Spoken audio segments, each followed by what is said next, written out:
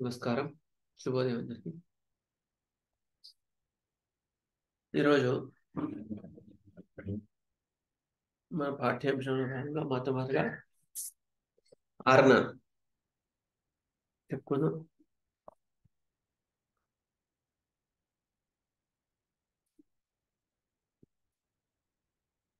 ఆర్గాన్లో ఎన్నో ఫాజం?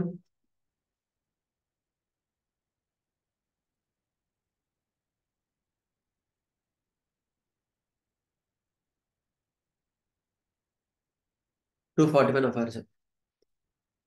పోస్ట్ చేయండి group letter కూడా సపోర్ట్. ఈరోజు ఇప్పుడు పోస్ట్ చేస్తాం.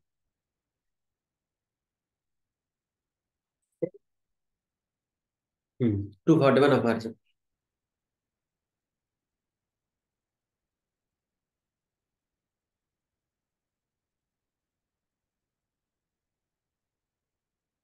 Epidemics of the intermittent fever in situations where none are endemics are of the nature of chronic diseases composed of single acute paroxysms. Each single epidemic is of a peculiar uniform character common to all the individual attack. Common to all.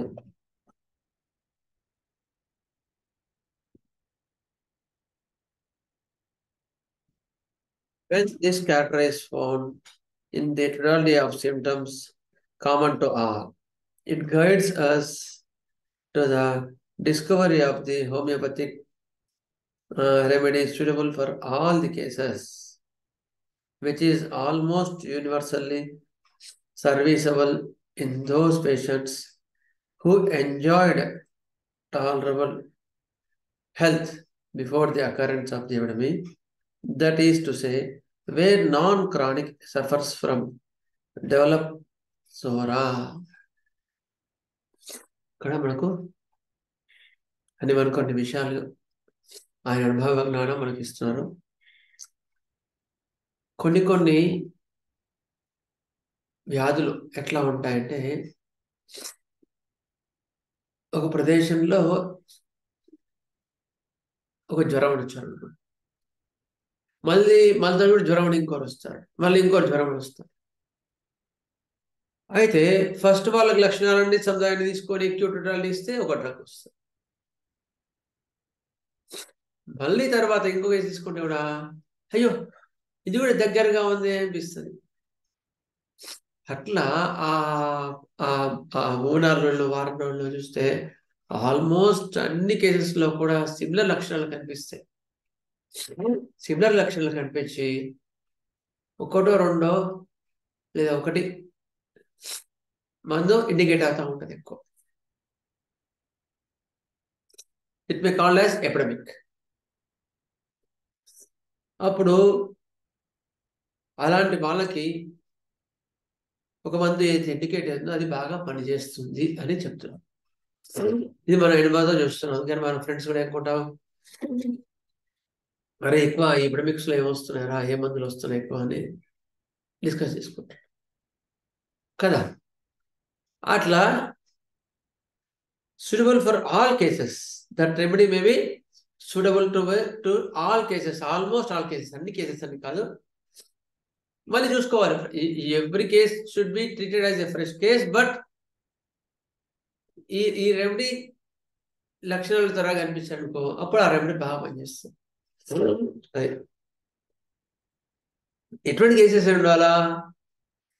ఎంత ఈ epidemic కన్నా ముందు వాడికి అలాంటివి ఇబ్బంది లేకుండా ఉండాలి. అంటే ఎగ్జాంపుల్ ఎట్లా, అంతకుముందు వాడికి అటువంటి ఫీవర్స్ వచ్చే గుణం ఏం లేదు, కానీ ఇప్పుడు అందరికి వచ్చాయంటే వీడికి కూడా జ్వరం వచ్చింది అందరితో పాటుగా, కానీ వీడికి జ్వరాలు వచ్చే గుణం ఏం లేదు. అంటే అంతకుముందు ఉండే టోటాలిటీకి సంబంధం లేకుండా, అంతకుముందు ఉన్న కాన్స్టిట్యూషన్ సంబంధం లేకుండా ఇప్పుడు మాత్రమే ఎపిడమిక్ సంబంధించిన లక్షణాలు మాత్రమే వాళ్ళ లోపల ఉన్నప్పుడు ఆ మందు పనిచేస్తుంది. అంటే it is suitable to that period of time. అది ఇక్కడ చెప్పడం. It may called as genus epidemicus. Mass anyone may call as genus epidemicus. ఒక రెమెడీ ఎక్కువ మటుకు ఇండికేట్ అవుతా ఉంటుంది. అది the persons who are coming up with the similar symptoms. Okay, similar symptoms, and the symptoms common to all. Okay, homeopathic specific remedy suitable for all the cases. Not chronic suffers from developed sora background suffer అయ్యే వాళ్ళకి మాత్రం వల్ల వేరు, అప్పుడు ఇది బాగా పనిచేస్తుంది. Okay, తెలుగులో మాస్టర్ గారు ఇచ్చింది ఒకసారి చదువుకున్నాం.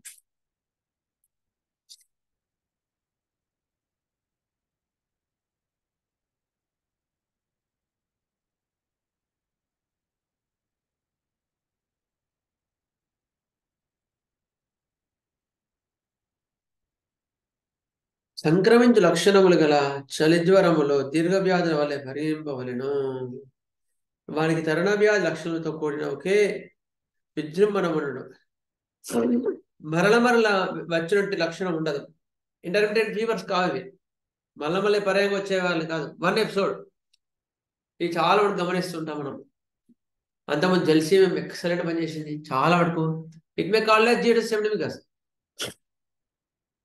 అదే జెల్సీఎం అంతకుముందు ఆర్సిగాలం బాగా పనిచేసింది. ఆర్సిగాలం ఎపిడెమిక్ వచ్చినప్పుడు మాత్రం అలోపతిలో అంత ఈజీగా తక్కువ, చాలా కేసెస్లో అబ్జర్వేషన్. అప్పుడు హోమియోపతిలో తగ్గినంతగా ఈజీగా అలోపతిలో తక్కువ, ఆర్సిగాలం ఎపిడెమిక్లో మాత్రం. జెల్సీఎం అంటే పర్లేదు తగ్గుతాయి, కానీ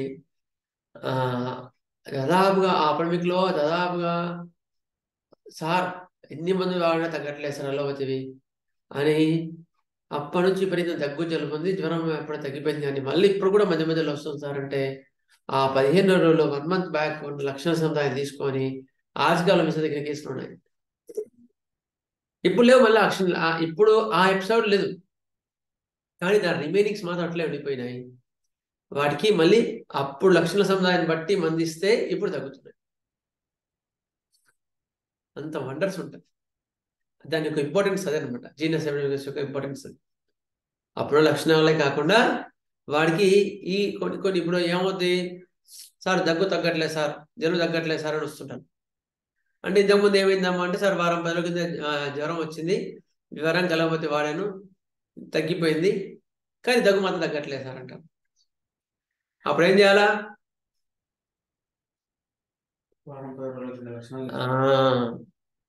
ఇప్పుడు దగ్గు ఇస్తే తగ్గదు. ఎందుకు? ఈ దగ్గు తగ్గనికి జ్వరం వచ్చింది. అప్పుడు జ్వరం యొక్క లక్షణ సముదాయం అప్పుడున్న టోటల్ సిమ్టమ్స్ కొన్ని మిస్ అయ్యాం. Primary symptoms we lost the primary symptoms. అప్పుడు ఏం చేయాలంటే మళ్ళీ అప్పుడు లక్షణ సముదాయం తీసుకొని మందిస్తే అప్పుడు ఈ కోల్డ్ కాఫ్స్ ఇవన్నీ తగ్గిపోతాయి. లక్కీ ఉందనుకో లైట్గా ఫీవర్ వచ్చేసి వెళ్ళిపోద్ది, అట్లా వస్తే ఇంకా మంచిది. అదే లైట్గా వచ్చిపోతుంది, వస్తే బరువు బెటర్. సార్ చెప్పండి. ఇప్పుడు ఆ సిమ్టమ్స్ ఇప్పుడు లేకపోయినా సరే 6 సార్లు పోవచ్చు అంటారా ఇవాళ? ఈ ఇప్పటికి కూడా సిమ్టమ్స్ ఉంటాయి. ఆ ఎపిడెమిక్ సంబంధించిన వ్యక్తి ఇప్పుడు కూడా లక్షణాలు ఉంటాయి. ఇప్పుడు సపోజ్ ఎగ్జాంపుల్ అనుకోండి, ఆర్జిగాలు ఇప్పుడు కూడా మిడ్ నైట్ మధ్య మధ్యలో ఫీవర్ వస్తుంది సార్ అంటాడు, పడుకుంటే దగ్గు విపరీతంగా ఉందంట సార్ అంటాడు, దాహం నీరసం అయిపోవచ్చు, ఇవి మాత్రం ఉంటాయి. నీరు కాడుతుంది సార్ జలుబు అంటాడు, ముక్కంతా ఎర్రగా అయింది సార్ అంటాడు. ఆ జ్వరము మిడ్ నైట్ రెగ్యులేషన్ రెస్ట్లెస్నెస్ అవన్నీ తగ్గిపోయింటాయి. అర్థందా సార్? అంటే ఒక్కొక్క డ్రగ్ని మనము క్లియర్గా అనాలిసిస్ చేసుకుంటే ఏ డ్రగ్ ఎక్యూట్ ఉండే సిమ్టమ్స్, ఏవి క్రానిక్గా ఉండే సిమ్టమ్స్, ఇవన్నీ కూడా గమనించవచ్చు. ఓకేనా సార్? పూర్ణానంద గారు. Sir okay sir, clear, thank you. Okay, వానికి తరుణవ్యాధి లక్షణాలతో కూడిన ఒకే విజృంభణం ఉండడు, మరల వచ్చినట్టు లక్షణం ఉండదు. ఆ కాలిపాటునకు ఆ వ్యాధి సంక్రమించిన వారికి అందరికీ అదే విధమైన విజృంభణ లక్షణం ఉండును. అప్పుడు ఆ లక్షణ సముదాయం ఆ గ్రూప్ పీరియడ్లో అందరికీ ఒకటే ఉంటుంది. వారందరికీ కలిగిన విజృంభణ ఎందని వేదనా సముదాయమును సమీకరణం చేసి స్థిరపరిచినచో దానికి సారూప్యం చెందిన ఔషధం కొత్తగా కనిపెట్టవచ్చును. దీని వలన అటు రోగులకు విశ్వవ్యాప్తంగా మందు లభించును. సోరా అంటని వారికి ఆ వ్యాధి సోకినప్పుడు ఆ మందు వాడిన సోరా అంటని వారికి ఆ వ్యాధి సోకినప్పుడు ఆ మందు వాడిన అంతకుముందు వల్లనే సంపూర్ణ ఆరోగ్యం సిద్ధించును. సోరా బ్యాక్గ్రౌండ్ లేకుండా ఉన్న వాళ్ళకు కూడా ఈ ఎపిడమిక్ వల్ల పక్క వాళ్ళకి అట్లా వచ్చి అవే లక్షణాలు సెట్ అవుతుందనుకో, అప్పుడు ఈ మందులు ఇస్తే అదే మందు ఇస్తే సరిపోతుంది. ఎందుకో సోరా బ్యాక్గ్రౌండ్ ఉంటే మళ్ళీ లక్షణాలను బట్టి మళ్ళీ ఆ మయాసాన్ని బట్టి మళ్ళీ మారిపోవచ్చు. అదే మనకి ఇక్కడ 241లో మాస్టర్ గారు చెప్పిన లక్షణాలు అయిన తర్వాత ఇంకో దగ్గర ఎక్కడ ఉపయోగపడుతుందంటే జీనస్ సెప్టిమికస్. ఆ జీనస్ సెప్టిమికస్ లో ఇంట్లో తల్లికి తండ్రికి అందరికి అవే లక్షణాలు నుండి అదే ఫీవర్ వచ్చింటది. ఇంట్లో చంటి పిల్ల ఉంటాడు బాబు, వాడికి ఏ లక్షణాలు చెప్పలేడు, ఎప్పుడు ఎక్కువ ఏం చెప్పలేడు. అప్పుడు వాళ్ళ అమ్మకి వాళ్ళ నాన్నకి అదే మంది సరిపోయింది అనుకో, అదే మందితో తగ్గింది అనుకో, ఆ పిల్లోడికి కూడా అదే మంది ఇస్తే తగ్గిపోద్ది జీనస్ ఎపిడమికస్ లో. అట్లా మనకు కొంచెం ఉపయోగం. ఎందుకంటే కొన్ని సార్లు లక్షణాలు దొరకవు, అంటే వాళ్ళు లక్షణాలు చెప్పలేని పరిస్థితిలో ఉంటారనుకో. చంటి పిల్లలు కానీ ఒక 15 రోజులు 4 రోజుల పిల్లలు అనుకో, వాళ్ళ పేరెంట్స్ గమనించే స్థితిలో ఉండరు. ఎందుకు అంటే పరిశ్రమలు ఇస్తున్నారు వాళ్ళు. అటువంటి వాళ్ళలో మీరు అప్పుడు ఆ జీర్ణశయం ఇస్తే ఓకేనా? I think it is clear now. 241. Next we'll go for our regular session. ఏంటి? క్రానిక్ మయాసమ్స్. ఇది పెద్ద చాప్టర్, యాక్చువల్ పెద్ద టాపిక్ ఇది. చెప్తాను అంటే కంప్లీట్ కాకుండా పార్ట్ 3 పార్ట్స్గా 4 పార్ట్స్గా చెప్తాను. అంటే ఇప్పుడు సోరా వరకు చెప్పేసి మిగతా తర్వాత చెప్పాను చూస్తాను, వెళ్తుంటే అర్థం అవుతుందండి. ముందు ఏం చేస్తా అంటే కొంచెం అంత మయాజమ్స్ డెప్త్ అంతా చెప్తే మరి డీటెయిల్గా చెప్తే బోర్ కొడుతుంది. ముందు మయాజమ్స్ ఇంట్రడక్షన్ చెప్పేస్తా, మయాజమ్స్ ఇవన్నీ బేసిక్ ఐడియా తెప్పిస్తా. డీటెయిల్గా మళ్ళీ తర్వాత మళ్ళీ ఎప్పుడో చూసుకుందాం. ఓకేనా? నెక్స్ట్ ఇంకొకరన్నా లైవ్ కేసు పెడితే బాగుంటుంది సార్ అన్న. లైవ్ కేసులో జూమ్లో కష్టం. అదే మనకి ఆఫ్లైన్ అనుకో, కూర్చొని తల వారి ఒపీనియన్ చెప్పేస్తే దాని ప్రకారం చేయొచ్చు. అట్లా ఓకేనా?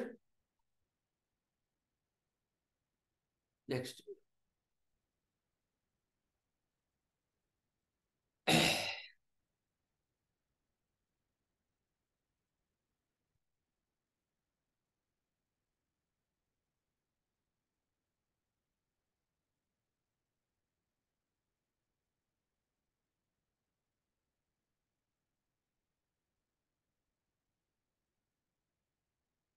కనిపిస్తుంది.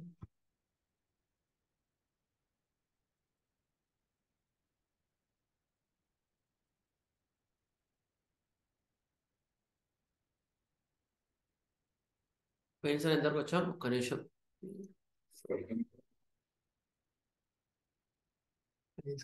స్క్రీన్ షాట్ తీసుకోండి. ఒక్క నిమిషం, దీన్ని పెద్ద చేస్తా. ఇప్పుడు దీని అడ్డం తీసుకోండి.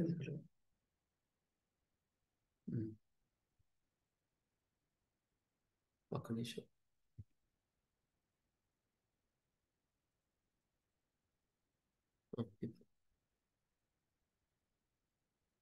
Chronic miasms. ఓకే,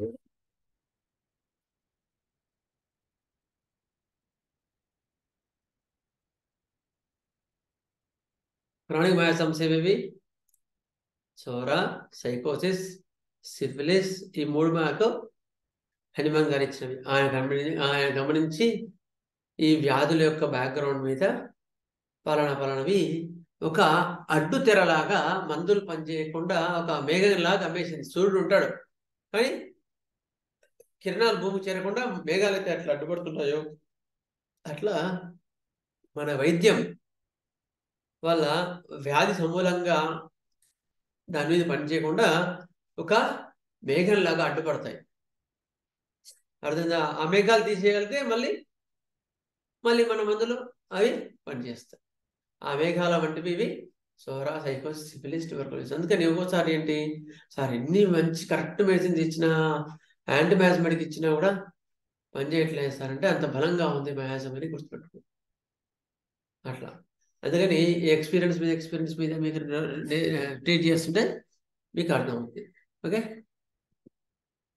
ఇంతకుముందు చెప్పాం ఒక కేసులో ఒక కోమా కేసులో మూడు రకాల కేసులు చెప్పాము. ఒక కేసులోనేమో బాగా అరవడం చేయడం అని చేస్తుంటే ఎల్లిబరస్తు తగ్గింది. ఇంకో కేసులో బెల్డోనైస్ తగ్గలేదు. ఇంకో కేసులో కూడా హెపాటిక్ కోమా, మూడవది హెపాటిక్ కోమా, సిర్రోసిస్ ఆఫ్ లివర్లో అప్పుడు కోమా ఉంది. అందులో కూడా బెల్డోనైస్ తగ్గలేదు, అప్పుడు ఇంప్రూవ్మెంట్ ఏం లేదు. ఎందుకు ఇట్లా ఉంది అని ఆయన ప్రభుల్ సారు ఎందుకు ఇప్పుడు ఫస్ట్ లక్షణాలు అవి ఉన్నాయి, రెండో దానిలో అవే లక్షణాలు ఉన్నాయి, మూడో దానిలో అదే లక్షణాలు ఉన్నాయి. మరి ఆ లక్షణ టెంపరీగా ఇస్తే ఎందుకు తగ్గలేదు అని ఒక డౌట్ వచ్చింది. ఎందుకు వచ్చింది? ఫస్ట్ దానిలోనేమో ప్యాథాలజీ బ్యాక్గ్రౌండ్గా ఏం లేదు, అందుకని వెంటనే ఇస్తే తగ్గిపోయింది, ఎల్లిబోరస్ తగ్గిపోయింది. రెండో కేసులోనేమో ఆస్టియోసైటమా ఉంది, అంటే బ్రెయిన్లో ఒక ట్యూమర్ ఉందన్నమాట. ఆ ట్యూమర్ బ్యాక్గ్రౌండ్ మీద నీకు అది గమనించకుండా ఓన్లీ పై లక్షణాలకు ఇస్తే పై లక్షణాలకు అంటే it is not perfect match. Underline there are symptoms are there which ignored or the miasm not taken into considered, and there is some pathology growth in the brain. అందుకని అది అప్పుడు కూడా మందు పని చేయలేదు. ఎందుకు? It not consider the pathology that may be called as miasm, psychotic miasm. అయిన తర్వాత ఇంకో కేసులో కూడా బెల్డోన్ ఎందుకు పని చేయలేదు? మూడో కేసులో ఉంటే cirrhosis of liver, destruction of liver ఉంది అక్కడ. Destruction nothing but the syphilis. Syphilis is the miasm background is there. అంటే దాన్ని ఏదైనా అనుకోవచ్చు, దాన్ని ఆ బ్యాక్గ్రౌండ్ ఉన్నప్పుడు పని చేయలే కనుక అలాంటి డిస్ట్రక్షన్ ఉన్నప్పుడు అవి సిఫిలిక్ మియాజమ్ ఉన్నాయి, దాన్ని కన్సిడర్ చేయకుండా మందు ఇచ్చేందుకు కొంతవరకు రిలీఫ్ వచ్చింది, కానీ ఫర్దర్గా రాలేదు. ఫర్దర్గా కోమానికి బయటకు రాగానే మళ్ళీ కాన్స్టిట్యూషన్ తీసుకొని అవన్నీ కన్సిడర్ చేసి ఇవ్వాల్సి వస్తుంది. కానీ మందు పనిచేసింది, కానీ అట్లా దాంతోనే మందు ఇవ్వడం వల్ల ఇంప్రూవ్మెంట్ రాలేదు, మళ్ళీ వెళ్ళిపోయినాడు. ఓకేనా? పూర్ణానందం గారు, సార్ మీరు పోయినసారి ఓకే సార్ హార్ట్ కేసెస్ లో యాంటీబయాటిక్ ఇచ్చిన తర్వాత స్ట్రామోని ఎందుకు వేశారని అడిగారా, గుర్తుందా? అవునవును సార్. అలాంటిది ఈ కేసు కూడా. కోమాలో బెల్డోనా ఏంది అంటే అంతవరకు వర్క్ చేసింది అంతే. దాని యొక్క పరిధి, దాని యొక్క లక్షణ సముదాయం అయిపోయింది. అవునండి. అయిన తర్వాత నెక్స్ట్ టోటాలిటీ ఆఫ్ సిమ్టమ్స్ తీసుకొని అప్పుడు మయాజం కన్సిడర్ చేసి అప్పుడు బయటకు వచ్చిన తర్వాత లక్షణ సముదాయం అని దొరుకుతాయి మనకు. మళ్ళీ ఇప్పుడు ఫ్రెష్ తీసుకొని అప్పుడు డ్రగ్ ఇస్తే అప్పుడు నివారణ కరెక్ట్ వేరే జరుగుతుంది. లేకపోతే ఏమవుతుంది, అప్పుడు 3 months ఈ లాస్ట్ ఇస్ బ్రెత్ అట్లా జరుగుతుంది. అర్థందా సార్? అర్థమైంది. కానీ సార్ ఏదైనా సరే లాస్ట్ లో మనం వచ్చింది సిమ్టమ్సే కదా sir. Miasm, whether it is miasm or constitution whatever it may be, finally we consider only symptoms అని అనుకుంటున్నాను. మరి అదే నాకు గట్టిగా విశ్వసిస్తున్నాను. ఈ మయాజమ్స్ అన్ని ఏదైనా సరే ఆల్రెడీ ఆఖరికి ఓన్లీ సిమ్టమ్సే, whether it is characteristic or constitution or whatever it may be, finally we're considering symptoms only అని నాకు ప్రగాఢ విశ్వాసం మాట్లాడారు. మీరు కూడా ఒకసారి అన్నారు, ఏదేమైనా సరే లాస్ట్ లో సిమ్టమ్స్ మనం కన్సిడర్ చేయాలని చెప్పి ఒకసారి మీరు అన్నట్టు నాకు గుర్తు. సిమ్టమ్స్ ఎక్స్పీరియన్స్ వచ్చే కొద్దీ తీసుకునే విధానం మారిపోతుంది. అది ఈజీ కదా మాట్లాడారు. అది డాక్టర్ గారు ఈ మయాజం సిమ్టమ్స్ సార్ మీరు చెప్పారు, చెప్పండి. సిమ్టమ్స్ మ్యాచ్ అయినా కూడా మనకు డ్రగ్ పని చేయకపోతే అప్పుడు ఏం చేయాలి సార్? అందుకు సిమ్టమ్స్ ఎక్స్పీరియన్స్ వచ్చి మ్యాజమ్స్ బాగా స్టడీ చేసిన తర్వాత మనం తీసుకునే లక్షణాలు అవే లక్షణాలు తీసుకోకుండా అప్రూవ్ లక్షణాల యొక్క బ్యాక్గ్రౌండ్ ని దాన్ని అర్థం చేసుకునే విధానంలో కేసుని అర్థం చేసుకుంటాం అనమాట. అప్రూవ్ లక్షణాలని తీసుకుంటాం మనం కూడా. అంతకుముందు తనసారి బ్రెయిన్ కదిలితే ఎక్కువ ఉంది సార్, కదిలితే ఎక్కువ అవుతుంది, ఒత్తుకుంటే బాగుంది, బ్రెయిన్ తగ్గట్లేదు సార్ అంటాం. అర్థందా? అట్లా దాన్ని కాకుండా మిగతా వాటిని కన్సిడర్ చేసినప్పుడు అప్పుడు మనకు అర్థమవుతుంది ఎందుకు తలనొప్పి వచ్చింది అంటే ఇంట్లో వాళ్ళ ఫాదర్ ఏదో అన్నాడు, బాగా స్ట్రెస్ పెడుతున్నాడు, అప్పుడు కదిలితే ఎక్కువ అవుతుంది. అయిన తర్వాత ఒక రకమైన నిద్ర, లేకపోతే కేసులో నిద్ర సరిపోవట్లేదు, బాగా ఇంట్లో అంతా చాకరీ చేయాల్సి వస్తుంది అందరికీ. కానీ ఆమె అయినా సరే అందరికి సర్వ్ చేస్తుంది. అప్పుడు కూడా కదిలితే ఎక్కువ అవుతుంది బాధ అన్నప్పుడు, అప్పుడు ఆలోచించుకొని అప్పుడు కాకులాస్ ఇస్తూ ఉంటాం. అట్లా మనం ఎప్పుడైతే మ్యాజమ్స్ అవి చదువుకున్నామో మనం తీసుకునే లక్షణ సముదాయం, మనం అర్థం చేసుకునే విధానం ఇవన్నీ కూడా మారిపోతాయి అనమాట. ఓకేనా సార్? అట్లా సరే sir, okay okay sir. Sir sir చెప్పండి సార్ సార్ నమస్కారం సార్. అయితే ఇప్పుడు మీరు ఒక విషయం చెప్పారు కదా సార్, ఇప్పుడు మన ఇంతకు ముందు సార్ చెప్పినట్టు మీ పేరు చివరికి చెప్పండి, పేరు. సిమ్టమ్స్ అన్నారు సార్. సార్ నమస్కారం, నేను చంద్రకాంత్ సార్, నా పేరు చంద్రకాంత్. ఓకే చెప్పండి సార్. సార్ ఇప్పుడు మీరు చెప్పిన బ్రయోని ఎగ్జాంపుల్ ఒకవేళ ఇచ్చిన తగ్గుతలేదంటే తర్వాత మైండ్ సిమ్టమ్స్ తీసుకుంటున్నారు కదా సార్, వాళ్ళ నాన్న ఏదో అన్నాడని ఎగ్జాంపుల్. అవును అవును. అంటే మైండ్ సిమ్టమే మయాజమా సార్ ఫైనల్ గా? మైండ్ సిమ్టమ్ కాదు, రియాక్షన్ టు సిచ్యుయేషన్. ఒక కేసులో అలా ఉంటది. ఇప్పుడు రియాక్షన్ సిచ్యుయేషన్ అలా వాడు నాన్న అట్లా అన్నప్పుడు కూడా ఒకరేమో ఏం చేస్తారు, సర్లే పెద్ద అన్నాడని వదిలేస్తారు. ఇంకోరు ఏం చేస్తారు, అట్లా ఇట్లా అన్నామని కోపడతారు. ఇంకోరు ఏం చేస్తారు, గొడవ పడతారు. ఇంకోరు ఏం చేస్తారు, డిప్రెషన్కి వెళ్ళిపోతారు. ఎందుకు? అన్నది ఒకటే. ఇప్పుడు నాన్న ఒక్కడే అన్నాడు, నలుగురు పిల్లలు ఉన్నారు, ఒకరు అలా తీసుకున్నారు కదా. It is the expression of the person we called as miasm. ఓకేనా Chandrakant? Okay sir, okay sir. There is the reaction of the person we called as symptom. ఓకేనా? అంటే సార్ అంటే ఆ పర్సన్ కి ఆ మైండ్ సిమ్టమ్ ఉంది కాబట్టి ఆ మయాజము ఆ వ్యక్తికే చెందిందా సార్? ఆ మయాజం ఉంది కనుకనే వాళ్ళు అట్లా బిహేవ్ చేస్తున్నారు అనమాట. అదే అంటే మానసిక పరిస్థితే కదా సార్ ఫైనల్ గా? ఏంటి అంటే మానసిక పరిస్థితియే కదా సార్ ఫైనల్ గా అని డౌట్ వస్తుంది సార్. అన్నీ ఉంటాయి, దాని బ్యాక్గ్రౌండ్ మీద మిగతా ఉంటాయి. Miasm every point and everything will rule by miasm. గుర్తుపెట్టుకో, ఎవ్రీ యాక్షన్ బట్టి వాళ్ళు ఏ మ్యాజం గుర్తుపట్టవచ్చు. అట్లా ఎవ్రీ యాక్షన్. ఇది సివిలిక్ మ్యాజం అంటే వాళ్ళు ప్రవర్తించే విధానం వేరేలా ఉంటుంది, వాళ్ళు ఆలోచించే విధానం వేరేలా ఉంటుంది, మాట్లాడే విధానం వేరేలా ఉంటుంది. వాళ్ళు స్టోరీకి వాళ్ళనుకో వాళ్ళు మాట్లాడే విధానం వేరేలా ఉంటుంది. దాన్ని బట్టి కూడా మనం గమనించవచ్చు అనమాట వాళ్ళు ఏ మ్యాజం కిందకి వస్తున్నారు.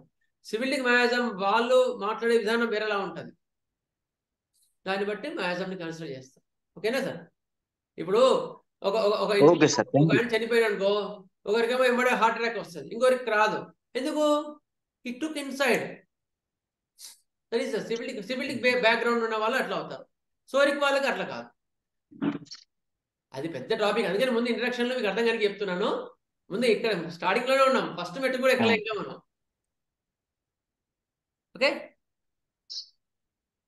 Okay, thank you sir. Next అదనమాట. అందుకని ఒక్కొక్క విధానంలో ఒక కేసులో అదే మందు పని చేయలేదు.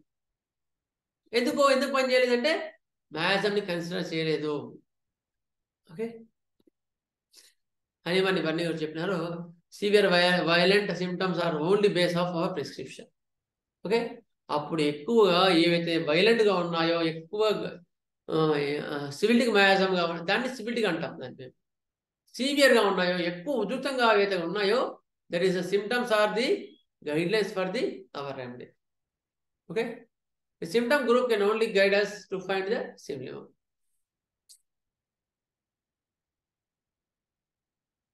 అందుకే ఆన్లైన్లో మీకు సెషన్ క్లాస్లో చాలా మంది క్లియర్ చెప్పాను పాయింట్స్. ఇవన్నీ కూడా ఆన్లైన్లో వేరు, ఆఫ్లైన్లో వేరు. Symptoms help us to show group of remedies. Now we have to use our judgment as to which is homeopathically indicated. ఆ రోజు సెషన్ క్లాసెస్లో వీళ్ళు ఇచ్చిన ఒక కేసు తీసుకొని ఏం చేశానంటే, దాదాపు 20 మంది ఉన్నారు అక్కడ సెషన్ క్లాస్లో. ఒక కేసు చెప్పాను. ఆ కేసు చెప్పిన తర్వాత ఆ కేసు అన్ని రిపోర్ట్లో తీసుకున్నాను. రిపోర్ట్లో తీసుకున్న తర్వాత అందరూ ఏం చెప్పారు, కదిలితే ఎక్కువ అవుతుంది, తలనొప్పి బాగుంది అంటే అందరు బ్రయోని అన్నారు. అవే సిమ్టమ్స్ ఇస్తే దాదాపుగా 20-30 రెమెడీస్ ఇచ్చింది రిపోర్ట్. అన్నిట్లో మరి అవే లక్షణాలు ఉన్నాయి. అప్పుడు అర్థమైంది అందరికి, అవును సార్ మేము లక్షణాలు తీసుకుంటున్నాం కానీ మేము మిస్ అవుతున్నాము అని వారు చెప్పారు. అందుకే మీరు శ్రీశైలం క్లాస్లో వస్తే బాగా అర్థమయ్యేది. ఓకేనా? లక్షణాలు తీసుకున్నా కూడా అవే లక్షణాలు ఉన్న రెమెడీస్ చాలా ఉంటాయి, వాటిని మనం కన్సిడర్ చేయట్లేదని. Okay clear. The symptoms help us to show the group of remedies. Now we have to use our judgment as to which homeopathically indicated.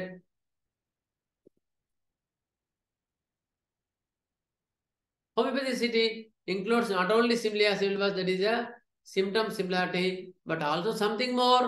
Symptom similarity కాకుండా అవే సిమ్టమ్స్ అవే లక్షణాలు ఉన్నవి దాదాపుగా 100 మందులు ఉంటాయి. మరి ఏ మందుని తీసుకోవాలి కదా?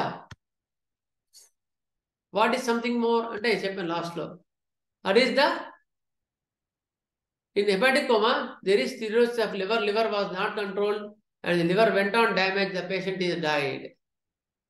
అంటే ఇవన్నీ ఎందుకు చెప్తున్నాను మీకు అంటే, మనము కరెక్ట్ మంది ఇస్తున్నాము కానీ కొంతమంది పేషెంట్లు వెళ్ళిపోతున్నారు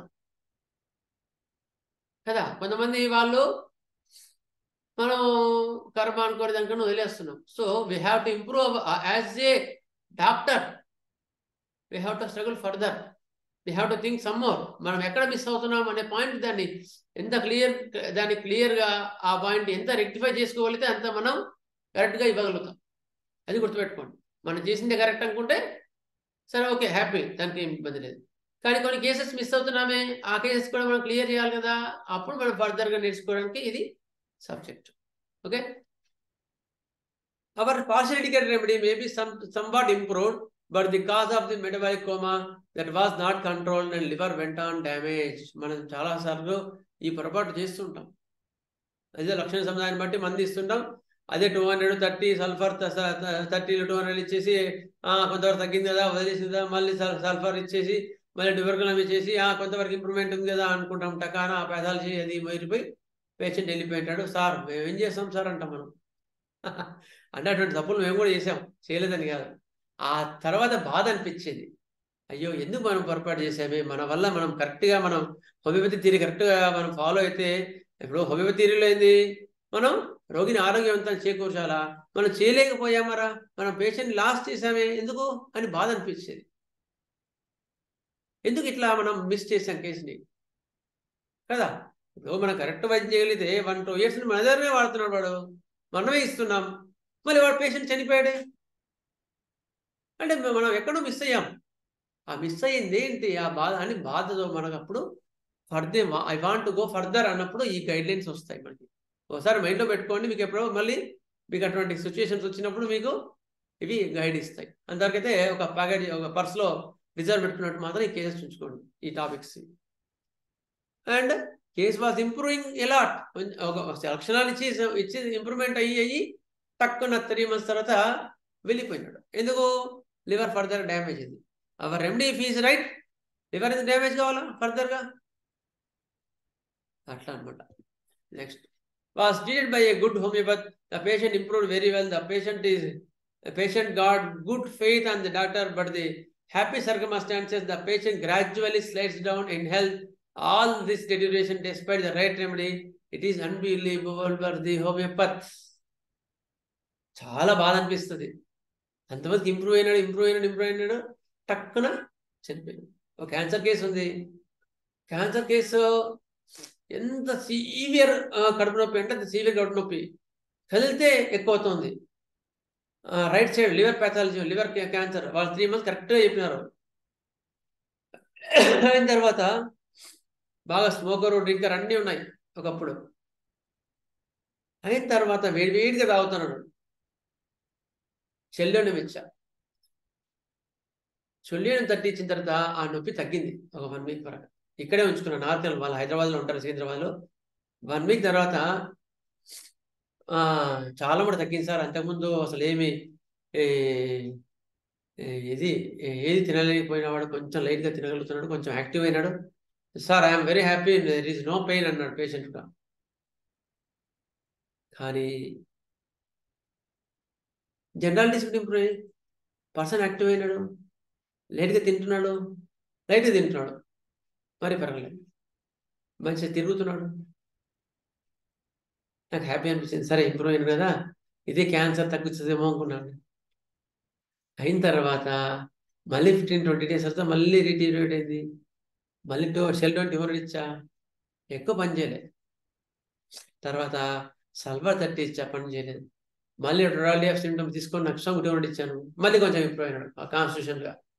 మళ్ళీ రీటీరియేట్ అయింది అని చెప్తున్నాడు. మ్యాక్సిమం ఎక్కడ మనకు వస్తాయని. తర్వాత దాదాపుగా 2.5 months తర్వాత సడన్గా హైదరాబాద్లోనే చాలా వీక్ అయినాడు సార్, మోషన్స్ అయినాయి అన్నాడు. కరెక్ట్గా 3 months తర్వాత ఒక అంతవరకు కూడా బాగున్నాడు. అప్పుడున్న నొప్పి, అప్పుడున్న సఫరింగ్ కానీ నొప్పి కానీ ఏది లేదు ఆయనకి. తర్వాత 2 days ముందు మోషన్స్ అయ్యాయి, తినలేదు. తర్వాత ఈ పాస్ రాలేదు. బాధ అనిపించింది, చాలా బాధ అనిపించింది నాకు. ఎందుకు ఇప్పుడు క్యాన్సర్ కేసులో మనం ఇంప్రూవ్మెంట్ ఇవ్వగలిగాం కదా బాగా, అంటే ఇంక్యూరబుల్ కేసు అది, మనకి ఇంప్రూవ్మెంట్ ఇచ్చింది, కానీ ఫర్దర్గా మనం హెల్ప్ చేయలేకపోయినామే అని బాధ అనిపించింది. అప్పుడు మ్యాథ్స్ని ఇంకొంచెం బాగా చదవాల్సింది అనిపించింది. అంటే చెప్తున్నాను ఎట్లా నాకు అనిపించిన విషయాలు కూడా మీకు చెప్తున్నాను. All but these happy circumstances the patient gradually slides down in health. All this deterioration despite right remedy, it is unbelievable for the homeopaths. చాలా బాధ అనిపించింది. తర్వాత అప్పుడు ఇది ఇంక్యూరబుల్ కేసు కనుక సరే పాలియేషన్ ఉన్న రోజులు మాత్రం సంతోషంగా ఇవ్వగలిగాం అని అనిపించింది. తర్వాత ఇలాంటి కేసెస్లో మళ్ళీ ఏం చేయాలంటే బాగా ఫలితంగా మళ్ళీ ఇంకా బాగా చదువుకోవాలి. మనం ఇంకోటి ఇలాంటి కేసు వచ్చినప్పుడు ఇంకొంచెం క్యూరబిలిటీ ఉన్నప్పుడు మనం then we should be help more. అప్పుడు మనం ఇంకొంచెం ఆయుధాలను మనల్ని కరెక్ట్గా ఉంచుకోవాలి కనుక మళ్ళీ బాగా చదువుకోవడం జరిగింది. మ్యాథ్స్ ఇంకొంచెం బాగా చదువుకుంటే మనం నెక్స్ట్ ఇలాంటి కేసు వచ్చినప్పుడు మళ్ళీ ఇంకొంచెం ఇంప్రూవ్మెంట్ ఇవ్వగలిగాం. ఇంకో కేసు వచ్చింది మళ్ళీ తర్వాత క్యాన్సర్ కేసు వచ్చిన తర్వాత ఇప్పుడు మాత్రం అలాంటి పొరపాటు చేయకుండా అన్నిటిని కన్సిడర్ చేసి ఖాళీ బైక్ 30 ఇచ్చాను. సేమ్ పెయిన్, సివియర్ పెయిన్, చాలా మంది తగ్గిపోయింది, పెయిన్ తగ్గిపోయింది, ఇప్పుడు తింటున్నాడు. గుర్తుపెట్టుకుని అలాంటి కేసెస్లో జనరాలిటీస్ అంటే నీరసం అవి కూడా ఇంప్రూవ్ కావాలా. ఇప్పుడు చాలా బెటర్ ఉన్నాడు క్యాన్సర్ కేసులో. అంతకుముందు నొప్పి లేదు, ఏం లేదు. అంతకుముందు అస్సలు రోజులు ఎప్పుడు నొప్పి ఉండేది, ఇప్పుడు నొప్పి లేదు, తినగలుగుతున్నాడు. అంతకుముందు ఓన్లీ గంజి తాగేవాడు, ఇప్పుడు తినగలుగుతున్నాడు, ఇప్పుడు తిరుగుతున్నాడు కూడా. సో జనరాలిటీస్ కూడా బాగా ఇంప్రూవ్ అయ్యాయి. There is no further deterioration, you will be happy. అట్లా చెప్తున్నాడు. అంటే how we have to consider a remedy, in a right remedy or wrong remedy, and how we have to go, ఇవన్నీ కూడా నేర్చుకుంటాం. తర్వాత మెల్లమెల్లగా చెప్తాం మ్యాథ్స్ తర్వాత. Homeopathic physician never treat one of the primary symptoms of the chronic miasm, nor at one of their secondary effects that result from their further development by local remedies. By local remedies అంటే ఏంటి? Primary symptoms అంటే first వాడికి attack అయినప్పుడు కొన్ని symptoms వస్తాయి. అవి ఏదో temporary మయాజంని వాటిని కన్సిడర్ చేయకుండా టెంపరీగా మంది ఇచ్చేస్తే అవి వెళ్ళిపోతాయి. వెళ్ళిపోయిన తర్వాత అప్పుడు అవి అంత ఫర్దర్గా ఇంప్రూవ్మెంట్ ఉండదు. ఎందుకో చేసేటప్పుడు మందు కరెక్ట్గా జాగ్రత్తగా చూసి ఇవ్వండి అని చెప్తున్నాడు. But he cures in cases where the one or other appears only the great miasm on which they depend upon where upon its primary also secondary disappear spontaneously. ఎప్పుడైతే ప్రైమరీ అండ్ సెకండరీ లక్షణాలు అన్నింటినీ consider చేసి అప్పుడు ఇవ్వగలిగితే కరెక్ట్గా మందు ఇవ్వగలుగుతాం. ఇంతకుముందు ఆసిగల్లం case చెప్పాను నేను. ఆసిగల్లంలో ఫీవర్ అవన్నీ తగ్గిపోయాయి, కానీ కోల్డ్ కాఫ్ తగ్గలేదు. అట్లా కాకుండా ఫస్ట్ లక్షణాలన్నింటినీ కన్సిడర్ చేస్తే అన్ని తగ్గిపోయాయి అనమాట. అప్పుడు వాళ్ళు కూడా చేయాల్సిన విధం అదే అనమాట. ఇవన్నీ కూడా మీకు ఆల్రెడీ అంతకుముందు క్లాస్లో చెప్పాను కదా.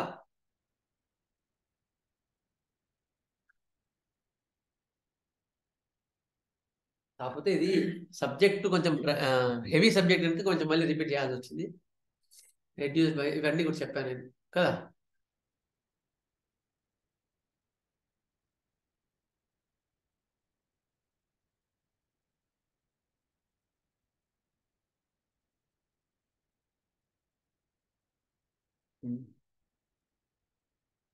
ఇవి చెప్పారా? ఇవి చెప్పారా? ఇన్వేషన్ ఆఫ్ మయాజమ్స్ 12 సంవత్సరాలు ఇది అయిపోయింది. మయాజం అంటే pollution. Invention of miasms. His experiment shows three groups of as follows.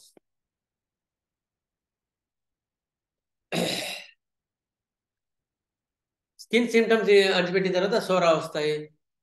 Watts కానీ గనేరి కానీ అణిచిపెట్టిన తర్వాత సైకోసిస్ వస్తుంది. సిఫిలిస్ మయాజం అణిచిపెట్టిన తర్వాత సిఫిలిటిక్ మయాజం అనేది ఏర్పడుతుంది. ఓకే, ఇప్పుడు ఇది ఒక ఐడియా. ఇంకొంచెం ఫర్దర్గా మీకు అర్థం చేయించడానికి ఇంకొంచెం ముందుకు వెళ్దాం. ఓకే, సెల్ అంటే ఏంటి? కణం కదా.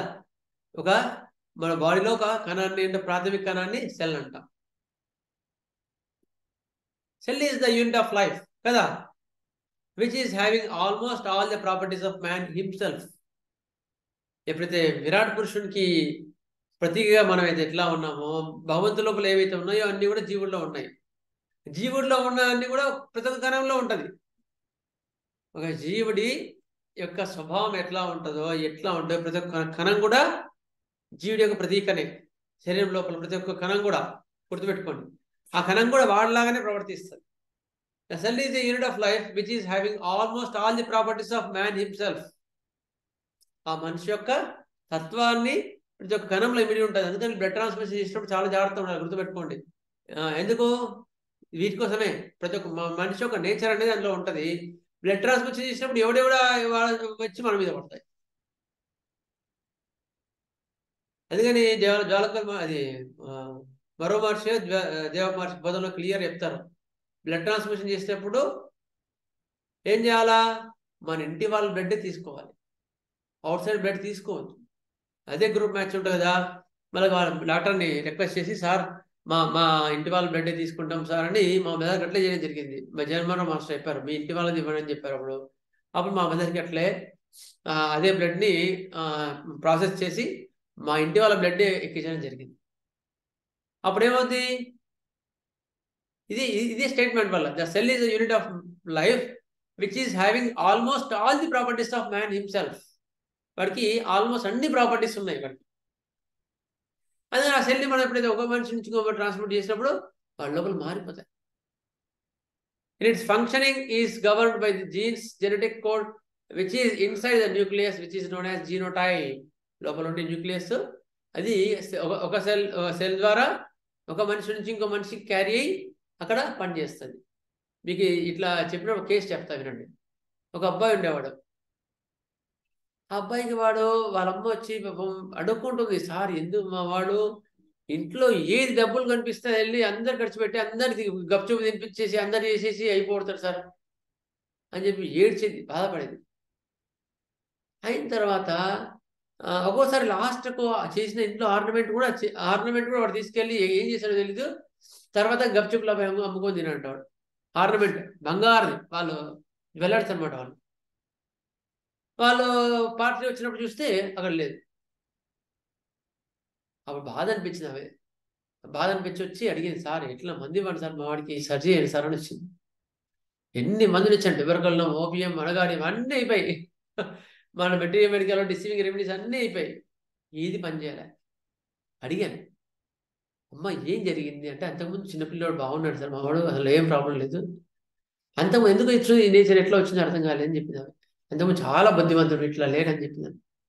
అప్పుడు అడిగాను, ఏమైనా జరిగిందా ఆ పీరియడ్లో ఏమైనా జరిగిందా అంటే, అప్పుడు ఆమె చెప్పింది, సార్ మా వాడికి ఒకసారి చిన్న దెబ్బ యాక్సిడెంట్ అయింది, అప్పుడు బ్లడ్ ట్రాన్స్ఫ్యూషన్ చేయడం జరిగింది అని చెప్పింది. అయితే అప్పటి నుంచి ఇట్లా వచ్చిందంటే ఏమో సార్ అండోసిస్ ఏమో సార్ అని చెప్పింది ఆమె. అయిన తర్వాత కంప్లైంట్స్ ఆఫ్టర్ బ్లడ్ ట్రాన్స్ఫ్యూషన్ అని చూస్తే carcinosin is the only remedy.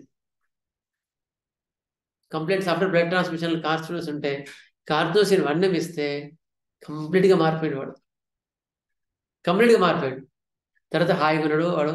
Problem అయిన తర్వాత వాళ్ళమ్మ చెప్పింది, బాగున్నాడు సార్, మా అబ్బాయి బాగున్నాడు అని చెప్పింది. అంటే ఎందుకు అని చెప్తున్నాను ఇక్కడ. Cell is the unit of life which is having almost all the properties of man himself. అర్థమైందా? సెల్ ఆర్బీసీ కూడా సెల్సే కదా, ప్లాట్లెట్స్ కూడా సెల్సే కదా. అవి ఆ యొక్క మనిషి యొక్క ప్రాపర్టీస్ అన్నిటిని కలిగి ఉంటుంది. అర్థమైందా? ఇది clear now? Yes, sir. Yes, sir. Okay. We are just awestruck. అద్భుతమైన analogy. Next. 3 basic functions of life. Basic functions ఏముంటాయి సెల్కి? First function of the cell is to acquire nutrition and oxygen. అంటే మీకు మయాజమ్స్ అర్థం చేసుకోవడానికి మీకు ఇది ఇంట్రడక్షన్ చెప్తున్నాను సెల్ గురించి, ఒక సెల్ ఎట్లా పనిచేస్తుంది అనేది. First function of a cell is to acquire nutrition and oxygen. First cell ఏంటి? సెల్కి న్యూట్రిషన్ కావాలి, ఆక్సిజన్ కావాలి ఫర్ ది సర్వైవల్ కదా. ఆక్సిజన్ కావాలి, మనం ఇచ్చిన ఫుడ్లో వచ్చి న్యూట్రిషన్ కూడా బ్లడ్ ఆర్బీసీ ద్వారా వాళ్ళకి వెళ్ళిపోతుంది. ఇది బేసిక్ ఫంక్షన్. రెండో basic function generation and reproduction. Next ఫర్దర్గా రీప్రొడక్షన్ చేయడం దాని రెండో ఫంక్షన్. ఫస్ట్ అన్నం తిన్న తర్వాత మిగతా అన్ని ఆలోచనలు. తర్వాత ఇంకోటి ఏంటంటే third basic function is the immunity to protection, immunity to protect both individual and species. Okay, ఇవి 3 basic function of the cells. ఒకటేమో న్యూట్రిషన్ అండ్ ఆక్సిజన్ తీసుకొని ఇవ్వడం, రెండవది జనరేషన్ అండ్ రీప్రొడక్షన్, మూడవది immunity to protect the individual. ఇవి 3 basic functions ఉంటాయి. Thus, without the determining the pathological process underlying the disease, it is foolish to treat the patient with any healing science. ఆ ప్యాథాలజీని అర్థం చేసుకోకుండా, దాన్ని ఆ cell యొక్క ఎందుకు ఇట్లా ప్రవర్తిస్తుంది అని అర్థం చేసుకోకుండా, ఏది అర్థం చేసుకోకుండా మనం మందిస్తే ఇట్లాగే ఉంటుంది, సరిగ్గా పనిచేయదు. ఇప్పుడు ఒక ఆయన ఉన్నాడు, ఫైనాన్షియల్ లాస్ అయింది. ఫైనాన్షియల్ లాస్ అయిన తర్వాత అప్పటిదాకా బాగున్నాడు, సడన్గా ఏమైంది, డిస్క్ ప్రాబ్లం వచ్చేసింది. Syphilitic miasm. అదే financial problems disc prolapse, disc degeneration వచ్చిందంటే సిఫిలిక్ మ్యాజమ్ కిందకి వస్తుంది, disc degeneration. Okay, it is the process అన్నమాట, డిస్క్ డీజనరేషన్ కిందకి వస్తుంది. సో ఈ homeopath has no right to neglect the unit of life, that is which is a cell. Thus the idea of the individualization has its root in every cell. Every cell లో ప్రతి ఒక్క individualisation మనం ఏదైతే చేస్తున్నాం అది individual cell కూడా apply అవుతుంది. Okay, అంటే it is the further analysis what we're doing. అంతేగాని మీరేం కన్ఫ్యూజ్ కావద్దు, మీరేం భయపడద్దు. సార్ ఏదో చెప్తున్నానండి. ఓకే, జస్ట్ ఈ టచ్ చేసి వదిలేస్తా. The disease manifest are basically at work. ఇప్పుడు అట్లా ఎందుకు ప్రవర్తిస్తుంది అనే దానికి మీకు ఎక్స్ప్లెనేషన్ కోసం ఇది చెప్తున్నాను యాక్చువల్గా, లేదంటే మ్యాథ్స్ అందరిలాగా చెప్పుకుంటూ పోతా. Disease manifestations are basically at work defence mechanism. అట్లా ఎందుకు ప్రవర్తించాలంటే డిఫెన్స్ మెకానిజం వాళ్ళ లోపల ఏదో దాన్ని బట్టి అది ఉంటుంది. The definition of a disease manifestations or symptoms should be understood in its proper context. మనం వ్యాధి కరెక్ట్గా అర్థం చేసుకోగలిగితే దాన్ని వైద్యం అనేది కరెక్ట్గా జరుగుతుంది. గుర్తుపెట్టుకోండి, మనము కరెక్ట్గా ఇంకా చేయాలంటే మనం వ్యాధి కరెక్ట్గా అర్థం చేసుకోలేదని లెక్క. మీకు ఎగ్జాంపుల్ చెప్తాను. ఒక దగ్గర ఇన్సిడెంట్ జరిగింది అనుకో, ఇద్దరు పోలీసులు అంటే అర్థం ఏంటి, చిన్న ఇష్యూ జరిగింది అని లెక్క, స్మాల్ వారెంట్ ఇష్యూ. అందుకని ఇద్దరు పోలీసులు వచ్చారు, అది సెట్ చేశారు.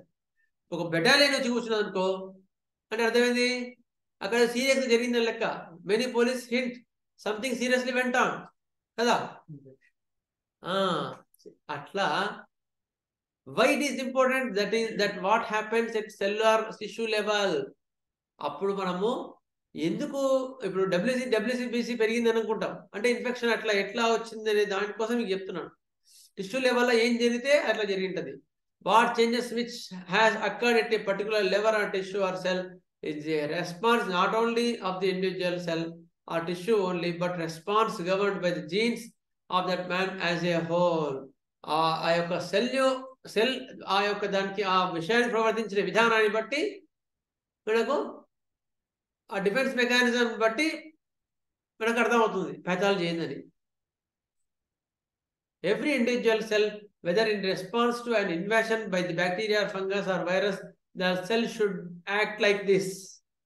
ఒకటి ఏదైనా బ్యాక్టీరియానో ఫంగస్ వచ్చింది అనుకో ఒక బాడీ లోపలికి, అప్పుడు వాళ్ళు ఒక పర్సన్ ఉన్నాడు అనుకో, ఆ పర్సన్ యొక్క సెల్స్ ఏం చేస్తాయి, ఇన్ఫ్లమేషన్ ఇస్తాయి, అంటే వాపు తీసుకొస్తుంది. ఓకే, వాపు తీసుకొస్తుంది అంటే అక్కడ ఏంటి డిఫెన్స్ మెకానిజం ఇన్ఫ్లమేషన్ తీసుకొచ్చే గుణం లోపల ఉంది అని లెక్క. ఓకేనా. ఇంకొక అదే బ్యాక్టీరియా ఫంగస్ వచ్చినప్పుడు ఇంకొక వ్యక్తి ఏం చేసినాడు, ఇండ్యూరేషన్ అంటే గట్టిగా అయిపోయింది అక్కడ అదే ప్లేస్లో గట్టి ఆనిల్లాగా అయిపోయింది, లేదా కంతిలాగా అయిపోయింది, ఒక గ్రోత్ లాగా వచ్చింది.